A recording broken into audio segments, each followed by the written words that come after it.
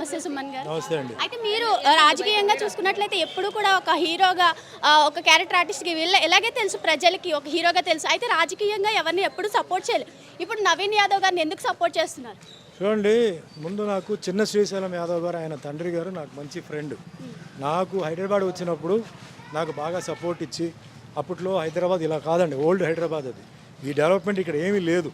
అలాంటి సమయంలో నాకు ఫ్రెండ్ అయి నేను హైదరాబాద్లో ఉండిపోవడానికి కారణం కూడా చిన్న శ్రీశైలం గారే.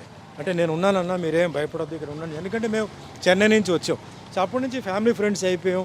ఏ ఫంక్షన్కి ఆయన పిలవడం, మా ఫంక్షన్స్కి ఆయన పిలవడం. ఇక్కడ మొత్తం మీరు చూసుకుంటే కృష్ణానగర్లో అన్ని షాప్స్ అని ఓపెనింగ్ మేమే చేసాం. సో ఇప్పుడు ఏంటంటే ఆయన బాబు నవీన్ ఆయన పాలిటిక్స్లో దిగుతున్నాడు.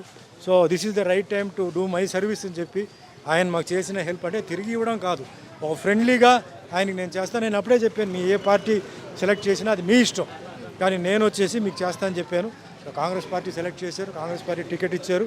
సో సీఎం రేవంత్ రెడ్డి గారికి ముఖ్యంగా మనస్ఫూర్తిగా ధన్యవాదాలు చెప్తూ నవీన్ని ఒక మంచి మెజారిటీతో గెలిపించి ఒక మంచి స్థాయిలో చూడాలి.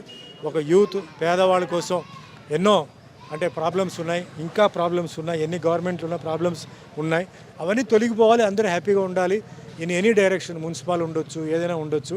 అండ్ ముఖ్యంగా హిందూ ముస్లిం క్రిస్టియన్స్ అందరూ కలిసి ఉండాలి, అప్పుడే మనం ముందుకు వెళ్తాం. సో ఆ ఉద్దేశంతో నేను నవీన్కి ప్లస్ కాంగ్రెస్ పార్టీకి నేను